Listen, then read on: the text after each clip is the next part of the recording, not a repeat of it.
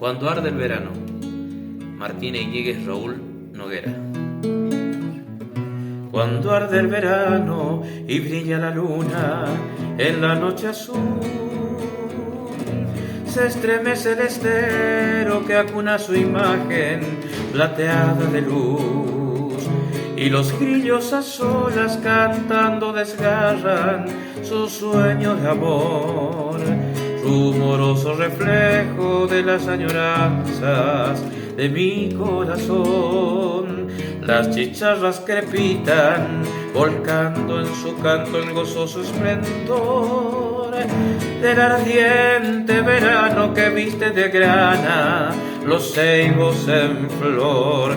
En mi sangre navegan la noche, la luna, los grillos y el sol, y me canta en el alma como una chicharra florido el amor.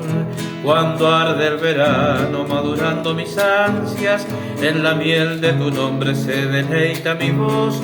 Cuando arde el verano, en la piel encendida, ríe el viento del norte con el corazón desvelado de amor.